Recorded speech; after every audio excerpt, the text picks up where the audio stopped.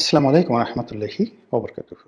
সম্মানিত দর্শক, জামাতের রমরমা রাজনীতি রীতিমতো ভাটার টানের কবলে পড়েছে। জামাতি নেতাদের চেহারায় যে উজ্জ্বলতা ছিল, তারা যেভাবে লোকজনকে দেখলে করমর্দন করতেন, হাসি মুখে মানুষের সঙ্গে মোলাকাত করতেন, কোলাকুলি করতেন, অতি আদর করে আবার অনেকের গালে চুম্বন দিতেন, চুমা। সেই জিনিসগুলো গত কয়েকদিন ধরে বন্ধ আছে। জনাব তারেক রহমান সাহেবের যে বাংলাদেশে আগমন, এটি জামাতকে ভারী বেকায়দায় ফেলে দিয়েছে। অনেকে লক্ষ্য করছেন যে এই মুহূর্তে তারা নড়াচড়া করতে পারছে না, তারা কিছু ত্যাগ করতে চাচ্ছে, কিন্তু পরিবেশ পরিস্থিতির কারণে তারা সেই জিনিসগুলো ত্যাগ করতে পারছে না। যেমন ধরুন, আপনার পেটের মধ্যে মোচড় দিচ্ছে, কিসে মোচড় দিচ্ছে বুঝে নেন। এখন আপনি এরকম একটা জায়গার মধ্যে আছেন, যে জায়গাতে আপনি না বায়ু ত্যাগ করতে পারছেন, না অন্য কোনো কিছু ত্যাগ করতে পারছেন, কিন্তু আপনার খুব কষ্ট হচ্ছে। তো সেই কষ্ট আপনার চোখে মুখে যেভাবে ফুটে উঠবে, এটা আপনি কোনো গুরুত্বপূর্ণ জায়গাতে থাকেন, কোনো পবিত্র জায়গাতে থাকেন, কোনো জনসমাবেশে থাকেন, যেখানে আসলে আপনি এই জিনিসগুলো আপনার শরীরের যে অংশ, মানে আপনি ত্যাগ করতে ইচ্ছুক বা প্রয়োজন, আপনি সেটা পারছেন না পরিস্থিতির কারণে। লোকজন বলবে কি, শব্দ যদি হয়ে যায়, গন্ধ যদি ছড়িয়ে যায়, তাহলে কি হবে? তো এইরকম একটা পরিস্থিতিতে আপনি খুব কষ্ট করে চেপে আছেন, কিন্তু আপনার শরীর বাঁকা হয়ে যাচ্ছে, মুখ বাঁকা হয়ে যাচ্ছে, চোখ মুখ বাঁকা হয়ে যাচ্ছে। তো এরকম অনিচ্ছাকৃত অনেকগুলো বিষয়। এখন জামাত এই মুহূর্তে ধুমছে যে কথাগুলো বলতে চায় তারেক রহমান সাহেবের বিরুদ্ধে, জামাতের বট বাহিনী তারাও যে কথাগুলো এই মুহূর্তে বলতে চায়, প্রাণ খুলে গালি দিতে চায়। তারা শেখ হাসিনাকে যে ভাষায় গালাগাল করেছে, তারপর যে ভাষায় যারা স্বাধীনতার পক্ষের শক্তি রয়েছে, মুক্তিযোদ্ধা রয়েছেন, তাদেরকে যে ভাষায় তারা গালাগাল করেছে, তার চেয়ে জঘন্য এবং নিকৃষ্ট ভাষায় এখন তারা জনাব তারেক রহমান সাহেব এবং বিএনপির কিছু শীর্ষ নেতৃবৃন্দ যারা তারেক জিয়াপন্থী, তাদেরকে গালাগাল দিতে চাচ্ছে, কিন্তু এটা সম্ভব হচ্ছে না। এর কারণ হলো, এখন সারা বাংলাদেশ তারেক রহমান সাহেবের যে জ্বরে, সেই জ্বরে আক্রান্ত। দেশের বড় বড় শিল্পপতি, বড় বড় গ্রুপ অফ ইন্ডাস্ট্রিজ, যারা সেই গত 14-15 মাস ধরে জামাতকে যাকে বলে হাদিয়া দিচ্ছে, জামাতের দাবিদারি করছে, অনেকে জামাতের যারা নেতাকর্মী রয়েছেন তাদেরকে তাদের অফিসের চাকরি টাকরি দিয়ে রীতিমতো ধরে নিয়েছে যে জামাতই রাষ্ট্র চালাচ্ছে এবং আগামীতে জামাত রাষ্ট্র চালাবে। কিন্তু তারেক রহমান সাহেবের আগমন উপলক্ষে এই পুরো জিনিসটা এলোমেলো হয়ে গেছে, এবং এখন আর লোকজন কেউ জামাতকে চিনতে চাচ্ছে না, না চেনার ভান করছে। এটা খুবই অবমাননাকর। একটা সমাজে, একটা সংসারে বা একটা মাহফিলে আপনি যখন একটা বড় চেয়ার নিয়ে বসে থাকেন এবং সব মানুষ যখন আপনাকে প্রিভিলেজ দিতে থাকে, এরপর হঠাৎ করে অন্য এক কুতুব এলেন, অন্য একজন মেহমান এলেন, এবং তাকে সবাই মেহমান আজিম, মানে প্রধান মেহমান হিসেবে বরণ করে নিল। আপনার অবস্থা কি হবে একটু বোঝার চেষ্টা করুন। তো এই গত 14 মাসে বাংলাদেশ পুরো রীতিমতো জামাতময় ছিল। জামাতের বাইরে রাজনীতি নেই, জামাতের নেতাদের বাইরে কোনো নেতা নেই, জামাতের যে আমির, তার উপরে বাংলাদেশে কোনো সুপ্রিম লিডার নেই। তিনি যা বলেন তাই খবর, তিনি যেখানে যান সেদিকে ক্যামেরা যায়, তিনি হাসলে বাংলাদেশ হাসে, তিনি কাঁদলে বাংলাদেশ কাঁদেন, তার যা ইচ্ছা তাই তিনি করেন, জাস্ট লাইক মানে একজন কি বলবো, আমিরুল মুমিনিনের মতো। কিন্তু যেই মুহূর্তে 25 তারিখে, ডিসেম্বর মাসের 25 তারিখে তারেক রহমান সাহেব আসলেন, সারা দেশের মানুষ তারেক রহমান সাহেবকে নিয়ে, তার স্ত্রী, তার কন্যাকে নিয়ে, এমনকি তার বিড়ালটাকে নিয়ে, মানুষের যে আগ্রহ, যেভাবে মানুষ তারেক রহমান সাহেব, তার পরিবার, তার মা, তার বিড়াল সব কিছু নিয়ে যে খুশিতে তারা যে টকবক করছে, এটা সব মানুষ সহ্য করলো। জামাতের পক্ষে আসলে এই জিনিসটি সহ্য করা খুবই কঠিন একটা বিষয়। ফলে জামাতের কিন্তু মন খারাপ। আমি কয়েকজন নেতাকে দেখলাম, তারা যেভাবে কথা বলেন সচরাচর গত 14 মাসে, তাদের যে ধরনের ড্রেস কোড থাকে, তাদের চেহারায় যে ধরনের একটা দ্যুতি থাকে, প্রায় সব কিছুই ফ্যাকাশে বিবর্ণ হয়ে গেছে। তারা তারেক রহমান সাহেবকে স্বাগত জানাতে চাচ্ছে, কিন্তু সেই অন্তর থেকে স্বাগত জানানোটা হচ্ছে না।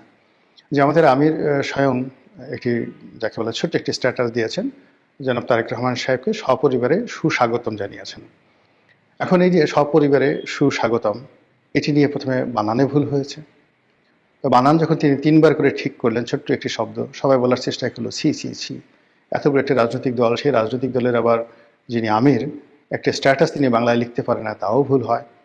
পরে যখন তিনি সেই শব্দগত যে বানান ত্রুটি, সেই ত্রুটি দূর করলেন বটে, কিন্তু পরবর্তীতে দেখা গেল যে যে শব্দটি প্রয়োগ করা হয়েছে সেই শব্দটিও বাংলা ব্যাকরণ অনুযায়ী যথাযথ হয়নি, যেমন সপরিবারে। তো সপরিবারে এই শব্দটি সঠিক নয়, বা সুস্বাগতম এই শব্দটি সঠিক নয়, স্বাগতমই যথেষ্ট। এখানে সুশব্দটি যুক্ত করা হলে মানে দ্বৈত, এখানে দ্বৈত ইতিবাচক শব্দ হয়ে যায়। তো এই বিষয়গুলি নিয়ে খুব আলাপ আলোচনা হচ্ছে। কেউ হয়তো মশকরা করে বলছেন যে জামাতের আমিরের উচিত ছিল আরবিতে একটি যাকে বলা হয় স্ট্যাটাস দিতে। তিনি যদি হালান শাহালান বা হালান ওয়া শাহালান ইয়া তারিক রহমান, দেখুন কত সুন্দর হতো না, আহলান ওয়া শাহালান ইয়া তারিক রহমান ওয়া জুবাইদা রহমান ওয়া জাইমা রহমান, কত সুন্দর হতো না। এখন এই যে এই ওয়া শব্দের অর্থ এবং, মানে জনাব তারেক রহমান সাহেব এবং জুবাইদুর রহমান সাহেব এবং যাকে বলা হয় জাইমা রহমান সাহেবা, তাদেরকে যাকে বলা হয় বাংলাদেশের স্বাগতম জানালাম। এখানে হয়তো আপনারা বলতে পারেন যে তারেক রহমান সাহেবকে সাহেব বললেন, জুবাইদা রহমানকে সাহেব বললেন, আর জাইমা রহমানকে কেন সাহেবা বললেন। এটার অর্থ জামাত বলতে পারতো যে যেহেতু তারেক রহমান সাহেবের অবর্তমানে জুবাইদুর রহমানকে বাংলাদেশের ভবিষ্যৎ প্রধানমন্ত্রী মনে করা হয়, কাজেই এখানে জুবাইদুর রহমান ব্যক্তি, তাকে স্যার সম্বোধন করতে হবে, এবং তার যে উপাধি সেটাও হবে চেয়ারপারসন, নট চেয়ার ওম্যান। তো এই জন্য আসলে তাকে সাহেবের সদর এই হিসাবে আমরা আখ্যায়িত করেছি। আর দ্বিতীয়ত আরবিতে তারা যদি বলতেন, বলতে আমাদের দেশের লোক আরবিতে একটা গালি দিলেও মনে করে যে প্রশংসা করা হলো। তো সেই কাজটি তারা না করে বাংলাতে করার কারণে এই ধরনের ট্রল হচ্ছে। এখন যে বাস্তব সমস্যা বাংলাদেশে, তারেক রহমান সাহেব যেখানে যাচ্ছেন হাজার হাজার মানুষের ঢল তৈরি হচ্ছে। তিনি শহীদ মিনারে যাচ্ছেন, না শহীদ মিনার না, তিনি জাতীয় স্মৃতিসৌধে যাচ্ছেন, তার পিতার কবর জিয়ারত করতে যাচ্ছেন, তারপরে হাদির কবর ঢাকা বিশ্ববিদ্যালয়, সেখানে তিনি জিয়ারত করতে যাচ্ছেন। এই বিষয়গুলো যাই যাচ্ছেন, মিডিয়াগুলো এতটা অকৃতজ্ঞর মতো আচরণ করছে, যারা গত 14 মাস ধরে জামাতি হেফাজতে তারা মূলত বেঁচে আছে। অনেকগুলো মিডিয়া যেগুলো মূলত আওয়ামী লীগের কর্তৃত্ব ছিল। তো যদি জামাত না থাকতো, এদেরকে সেই যারা যাকে বলা হয় সমন্বয়ক, কিংবা যারা এই নতুন বিপ্লব, যেটাকে লাল বিপ্লব বলা হয়, তো সেই নতুন বিপ্লবের যারা অধিকর্তা, এমনকি যারা বিএনপির হর্তাকর্তা, তারা জামাত না হলে অনেক মিডিয়া হাউসকে তছনছ করে দিত। প্রথম আলো, ডেইলি স্টার কি হয়েছে তার চেয়ে বেশি তছনছ করা হতো। তো যে জামাত তাদেরকে এই গত 14-15 মাস ধরে বাঁচিয়ে রেখেছে, এই মিডিয়াগুলো তাদের ভোল পাল্টাতে, চোখ পাল্টাতে একটা মিনিটের সময় নেয়নি।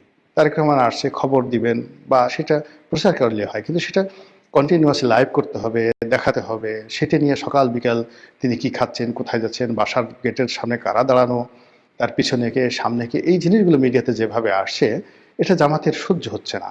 জামাত মূল ব্যাপার হলো যে আমাদের তো অনেক কিছু আছে, আমাদের সেই ইতিহাস আছে, সাহিত্য আছে, সংস্কৃতি আছে, ইমান আছে, কিন আছে, দাড়ি আছে, টুপি আছে, পাজামা আছে, আরও কত কিছু আছে। তো সেইগুলো নিয়ে তো তাদের কোনো মাথা ব্যথা নাই।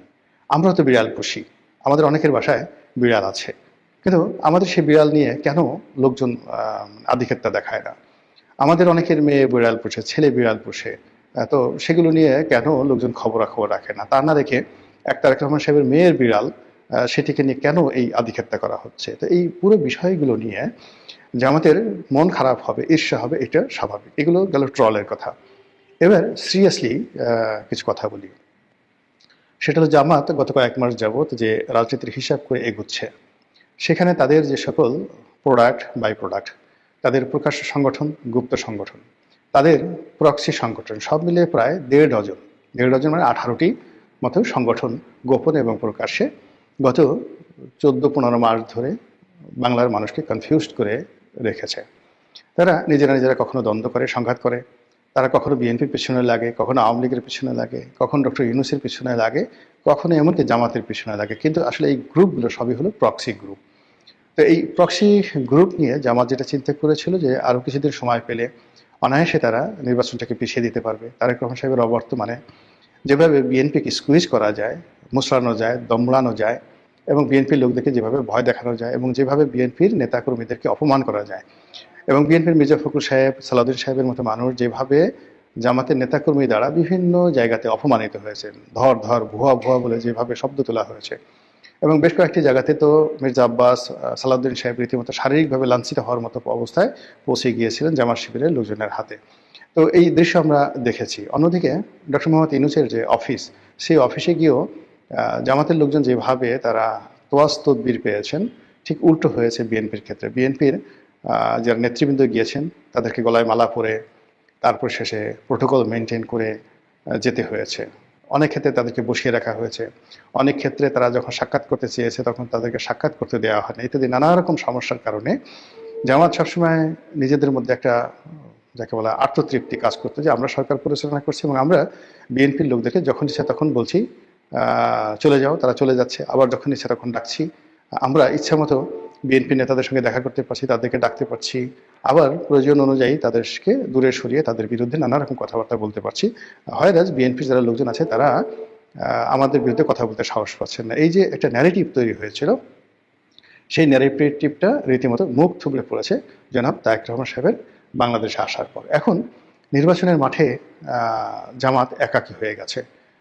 তারা যে সমস্ত লোকজনকে রেখেছিল একদম শতভাগ যে তাদের সাথে থাকবে, হেফাজত থাকবে, চরমোনাই থাকবে, তারপর নুরুল হক নুরুর গণ অধিকার পরিষদ থাকবে, আরও অনেক ছোট ছোট রাজনৈতিক দলের সঙ্গে তাদের কথাবার্তা হয়েছিল।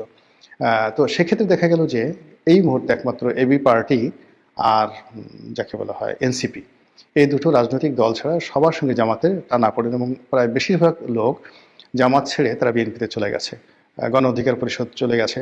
এর মধ্যে নুরুল হক নুরু স্বতন্ত্র নির্বাচন মানে তার দলের পক্ষ হয়ে করবে না বিএনপিতে যোগদান করে পার্টি বিলুপ্ত করবে, এখনো পর্যন্ত সিদ্ধান্ত নেওয়া হয়নি। কিন্তু ইতিমধ্যে তার যে সাধারণ সম্পাদক কিন্তু সেই তিনি গণ অধিকার পরিষদ থেকে পদত্যাগের ঘোষণা দিয়ে বিএনপিতে যোগদানের সিদ্ধান্ত নিয়েছেন। আর এই খবর শোনার আগেই নুরুল হক নুরু তার সাধারণ সম্পাদককে তিনি যাকে বলা হয় তিনি সেই বহিষ্কার করেছেন। অন্যদিকে এলডিপি কর্নেল ওলি, একসময় কর্নেল ওলির সঙ্গে জামাতের দাগ কুমড়ার সম্পর্ক ছিল, বিশেষ করে সাতকানিয়া লোহাগড়া নির্বাচনকে কেন্দ্র করে ওই এলাকাতে জামাতের একটা আধিপত্য রয়েছে, এবং জামাতের সঙ্গে যখন বিএনপির খুব দহরম মহরম সম্পর্ক, তখন এই অভিযোগ তুলে যে এটি মুক্তিযোদ্ধার দল এবং সেখানে স্বাধীনতা বিরোধীদের এইভাবে আশ্রয় হতে পারে না, তারপর তারেক রহমান সাহেবকে বেগম জিয়াকে গালাগাল করে কর্নেল ওলি সেখান থেকে বের হয়ে গেলেন। তো এর মধ্যে তিনি বেশ কয়েকবার আবার বিএনপির সাথে হৃদ্যতা করার চেষ্টা করেছেন, বিএনপিও তাকে কাছে ডেকে নিয়েছে প্রয়োজনে, কিন্তু এইবার যাকে বলা হয় বিএনপি আর তাকে কাছে নেয়নি। কারণ একটাই যে জামাতের সঙ্গে তার আবার দহরম মহরম সম্পর্ক শুরু হয়েছে, যেটি আগে ছিল দা কুমড়া, আর এখন যাকে বলা হয় তিনি জামাতের রাইট হ্যান্ড, অথবা জামাত তার রাইট হ্যান্ড। তিনি জামাতের ভাষায় কথা বলছেন, যার কারণে কি হলো, এলডিপিকে 3 দফায় ভাঙা হলো বিএনপির কর্তৃত্বে। প্রথমে একবার ভাঙা হয়েছিল, তারপরে আবার ভাঙা হলো, সাদত হোসেন সেলিমকে দিয়ে আলাদা এলডিপি করা হলো। আর এইবার নির্বাচনকে কেন্দ্র করে দেখা গেল যে এলডিপির যিনি সাধারণ সম্পাদক রেদওয়ান আহমেদ, তো সাবেক এমপি মন্ত্রী, তাকে বিএনপিতে নিয়ে নেওয়া হলো এবং নমিনেশন দিয়ে দেওয়া হলো। ফলে কর্নেল ওলি সম্পূর্ণ একা।